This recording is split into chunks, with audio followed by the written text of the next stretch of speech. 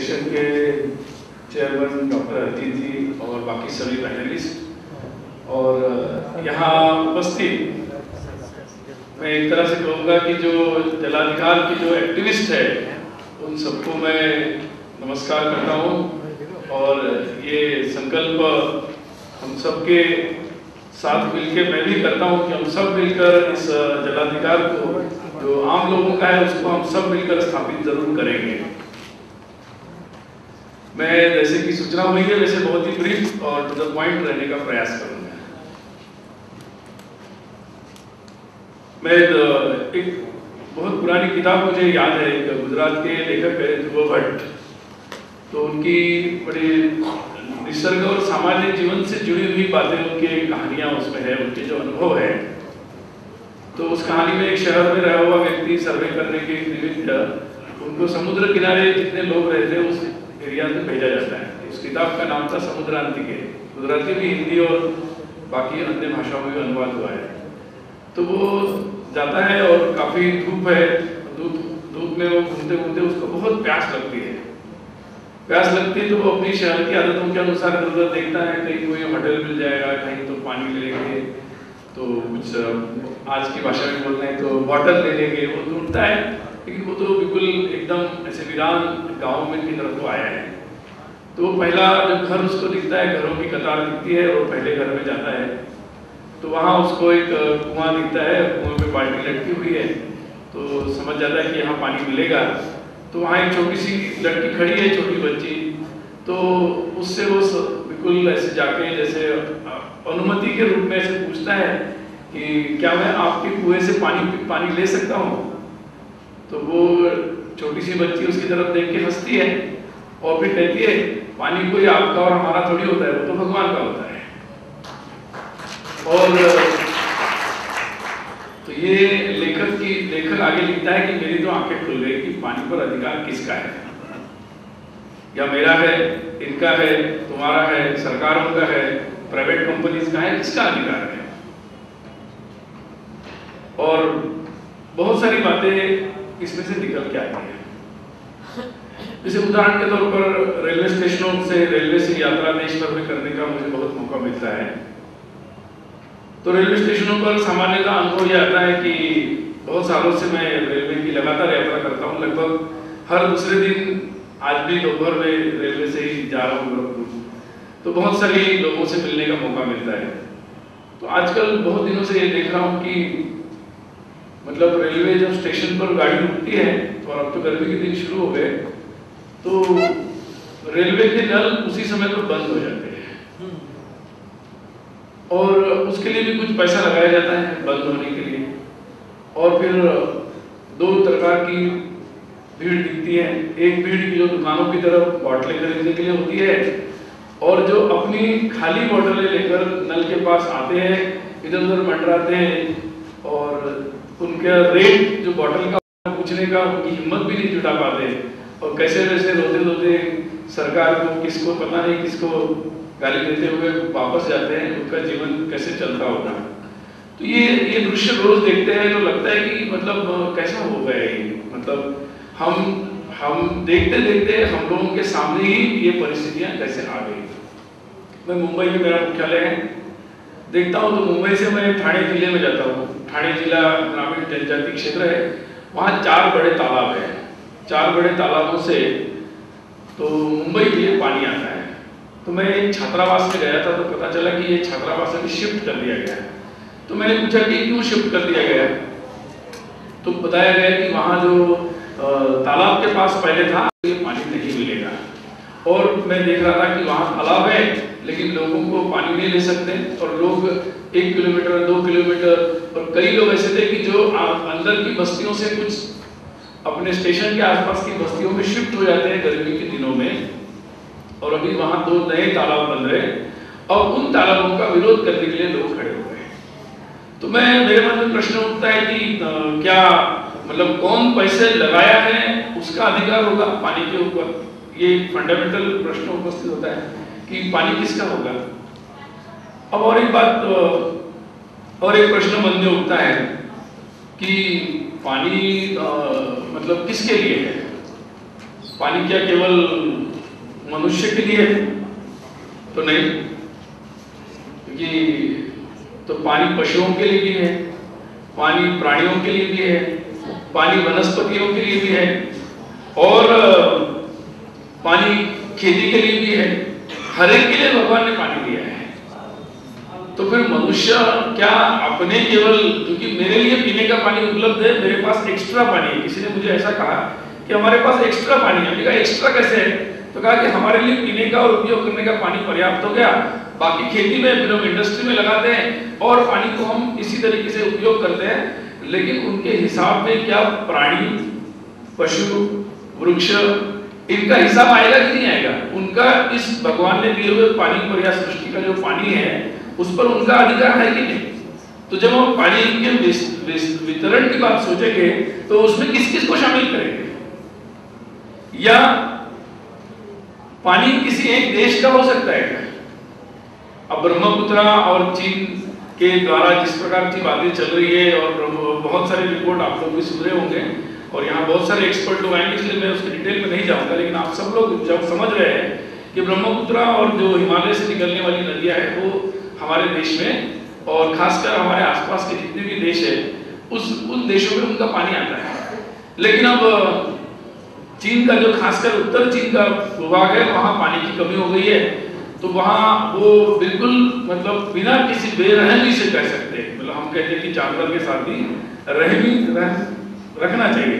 तो इसमें ऐसे मैं इसमें ऐड करना चाहूँगा कि जो तिब्बत का ग्लेशियर है वो दुनिया का सबसे बड़ा पानी का भंडार है, और वो जो चीन ने जो कब्जा किया है, ये ब्रह्मपुत्र का पहली दफा ऐसा हुआ हिस्ट्री में कि तालाब दिखाई पड़ रहा है वो पानी नहीं है, क्योंकि चीन ने ऊपर से सारा पानी डाइवर्ट करके अपने यहाँ कर दिया है। जी जी, तो अधिकार मैं आपका धन्यवाद करता हूँ, और मैं इसलिए इन बातों के डिटेल्स को डाल रहा हूँ ताकि आप में से कई लोग इसको जानते होंगे, रोज मीडिया में आ रहा है। अन्यथा मैं खुद इस विषय के लिए चीन भी जाकर आया हूँ और वहाँ की परिस्थिति का अध्ययन भी करके आया कि वहाँ ब्रह्मपुत्रा और उस तरीके से वो लोग क्या क्या कर रहे हैं। तो मैं ये इसमें स्पष्ट करना चाहता हूँ कि आपने बहुत अच्छा एडिशन किया है कि किस तरीके से ये संकट अब केवल किसी एक सरकार का भी नहीं रह गया। तो इंटरनेशनली हमारे जिसमें हमारे लगभग 200 करोड़ लोगों का जो पॉपुलेशन रहता है, उस पानी पर इस तरीके से इस तरह से कहूँ कि डिक्टेटोरियल रिजिम्स किस तरीके से पानी पर भी कब्जा करके केवल अपने स्वार्थ के लिए उस पानी का उपयोग करेंगे, भले ही बाकी लोगों का कुछ भी हो जाए। तो अब ये संकट केवल किसी राज्य के लिए या मेरे घर के नल में पानी आ रहा है कि नहीं आ रहा है, यहाँ तक ये संकट सीमित नहीं है। तो ये संकट दुनिया में जिनके पास पावर है, आइदर पॉलिटिकल मनी पावर या किसी भी तरीके की पावर हो, वो और आम लोग जिनका भी पानी जिनको मिलना चाहिए, तो उनके बीच में ये लड़ाई है। और इसलिए इस लड़ाई का स्वरूप बहुत व्यापक बन जाता है। और इसमें एक बात मैं और जोड़ूंगा कि जैसे अब आने वाले समय में ये भी विषय आएंगे कि बादलों पर अधिकार किसका है। टेक्नोलॉजी डेवलप हो रही है, मैं भविष्य की बात कहना चाहता हूँ, क्योंकि बादलों को इधर से उधर किया जा सकता है, बादलों को अपनी टेक्नोलॉजी का प्रयोग करके वहां बारिश कराई जा सकती है। तो आने वाले समय में केवल जो जमीन पे पानी दिख रहा है उसके अधिकार, उसकी लड़ाइयां नहीं होगी। तो बादलों पर भी किसका अधिकार, ये भी मुद्दे आने वाले समय में उठाए जाएंगे, क्योंकि मनुष्य की बुद्धि बड़ी भ्रष्ट हो गई है और इसलिए वो सोच इस तरीके से चल रही है। इसलिए बादलों के बारे में भी आएगा, तालाबों का, बर्फ की पहाड़ियां जैसे उल्लेख हुआ, ऐसे कई सारे मुद्दे आएंगे। अब डैम के पानी के बारे में, तालाब के बारे में जैसे मैंने कहा, वैसे जिसके पास पानी होगा वो डैम बनाएगा। तो जो डैम बनाने के लिए पैसा लगाएगा, क्या उसका पानी पर अधिकार होगा क्या? उसके आधार पर वाटर डिस्ट्रीब्यूशन होगा क्या? ये भी एक महत्व का प्रश्न आज के समय में उपस्थित हुआ है कि पानी का अधिकार किस आधार पर तय किया जाएगा। और एक मैं मुद्दा इसमें उपस्थित करना चाहूंगा कि इसीलिए ये बहुत ही अहम मुद्दा हो गया है कि जलाधिकार, और हमें केवल कानूनी तौर पर जलाधिकार की रक्षा नहीं करनी है, केवल कानून तक नहीं कुछ सोचना चाहिए, क्योंकि कानून तो फिर सरकारें आएगी, दबाव में चलेगी, जैसे हमारे लोकतंत्र में होता है, दुनिया में होता है, अलग अलग प्रकार के रिजिम्स आएंगे, और अंतर्राष्ट्रीय स्तर पर भी ऐसे कानून बनाए जा सकते हैं। लेकिन इसीलिए ये प्रश्न केवल मैं कानून तक मर्यादित नहीं मानता हूँ। कानून तो बनने ही चाहिए क्योंकि समय की मांग होती है, इसलिए उस प्रकार के जिससे जल के अधिकार की रक्षा हो ऐसे कानून तो चाहिए। लेकिन महत्वपूर्ण बात मैं ये आगे कहना चाहता हूँ कि पूरी दुनिया को एक जीवन की जो संस्कृति है, एक जल संस्कृति है। हमारे यहाँ जल केवल, अगर जल में संस्कृति निकाल दी जाए तो वो वाटर है, वो फिजिकल बात है। फिर फिजिकल भौतिक बातों के लिए तो विवाद हो सकते हैं, अधिकार हो सकते हैं, झगड़े हो सकते हैं। लेकिन जब हम एक ऐसी चीज को मानते हैं कि ये जल जो है ये केवल भौतिक वस्तु नहीं है, तो ये हमारे एक जीवन के मूल्य, एक वैल्यूज, इस वैल्यू सिस्टम से जब ये जुड़ता है, और हमारे देश की एक खासियत रही है कि शिक्षा हो, पानी हो, अन्न हो, दवाइयां हो, मतलब ये सारी बातें हमारे यहाँ एक वैल्यू सिस्टम से जुड़ती है। जब वैल्यू सिस्टम से कोई बात जुड़ती है तो उसमें शोषण नहीं आएगा। जब उसमें से वैल्यू सिस्टम निकाल दी जाएगी तो शोषण आएगा। फिर डॉक्टर तो रहेंगे लेकिन वो शोषण करेंगे, शिक्षक तो रहेंगे वो विद्या के लिए शोषण करेंगे, हर तरह से होगा। तो आज जो एक विचार जो ग्लोबलाइजेशन के नाम पर एक भौतिक विचार जो दुनिया में दिया गया है, जो हर चीज का व्यापारीकरण करना चाह रहा है, जिस पर अगले सत्र में भी हम लोग विस्तार से चर्चा करेंगे, तो मुझे लगता है कि ये मुद्दा एक संस्कृति का है कि पानी हमारी संस्कृति है। संस्कृति क्या है? तो पानी को हम अपने पूरे सृष्टि में जितनी भी बातें हैं उसका हम लोग एक अंग, हम स्वयं को और उसको मानते हैं। क्योंकि हमारी जो एक मान्यता है कि, और जो आज विज्ञान से भी सिद्ध हुआ है कि चाहे मनुष्य हो, प्राणी हो, जड़ हो, सब में एक तत्व है। आप अलग अलग नाम दे सकते हो उसको, कोई भी नाम दे सकते हैं। और इसीलिए जब सब में एक तत्व है तो इसी से एक संस्कृति बनती है कि मेरा सबसे नजदीक का रिश्ता है, द रिलेशंस। ये रिलेशनशिप बहुत महत्वपूर्ण है। और जब ये इस बात को हम नहीं मानते तो हमारी रिलेशनशिप खत्म हो जाती है। तो रिलेशनशिप खत्म हो गई तो फिर शोषण प्रारंभ हो गया, अधिकार प्रारंभ हो गए। और इसलिए इस रिलेशनशिप की संस्कृति को डेवलप करना, उसको इस्टेब्लिश करना, ये बहुत जरूरी है। ये अगर बात स्थापित हम लोग करते हैं तो फिर हम अपने पानी को बचाएंगे, व्यक्तिगत जीवन भी बचाएंगे, गांव में भी बचाएंगे। साइंटिस्ट टेक्नोलॉजी ऐसे लाएंगे कि जिस कारण से पानी बचाया जाएगा, न कि पानी वेस्ट किया जाएगा या अधिक पानी उपयोग किया जाएगा। जो भी हम खेती की टेक्निक निकालेंगे, केमिकल फर्टिलाइजर्स जो भी हम निकालेंगे, उसमें पानी के बारे में हम ये सोचेंगे कि पानी तो बहुत एक महत्वपूर्ण है। और फिर पानी को कोई गंदा बाहर से अनपढ़ गंवार लोग नहीं किए हैं। पानी को अगर 50-60 सालों में किसी ने गंदा किया है तो वो बहुत गरीब, अनपढ़, गंवार जिनको हम बोलते हैं, उन देश के आम लोगों ने बिल्कुल इसको खराब नहीं किया है। वो तो जल को नमस्कार करते हैं, नदी में जाने से पहले प्रणाम करते हैं, उनकी तो भावनाएं अलग है। ये उन हमारे पढ़े लिखे लोगों ने, जिन्होंने पानी को केवल भौतिक वस्तु समझा, उन्हीं लोगों ने ये पानी को गंदा किया है। और इसीलिए ये बहुत जरूरी है कि देश के जितने पढ़े लिखे लोग हैं, हमारी यूनिवर्सिटीज, हमारी कॉलेजेस और हमारे घरों में इस पानी के साथ इस वैल्यू सिस्टम कल्चर को हमें सबके सामने प्रस्तुत करना बहुत जरूरी है। ये अगर एक जागरण समाज में होता है तो सरकारों के या दुनिया की सरकारों पर भी दबाव आएगा और नीतियां बदल जाएगी।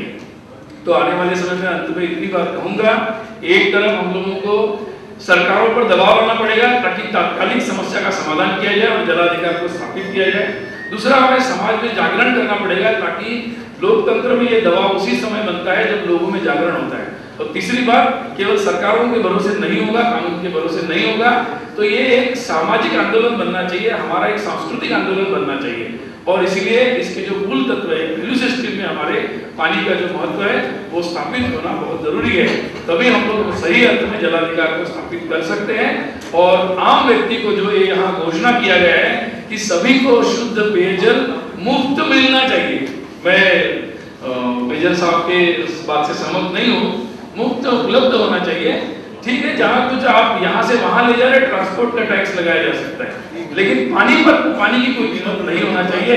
तो यही बात मैं कहते हुए अपनी वाणी को विराम देता हूँ। और यहाँ जितने भी आयोजक हैं जिन्होंने एक महत्वपूर्ण विषय पर आज ये गोष्ठी का आयोजन किया है, उन सभी को मैं धन्यवाद देता हूँ।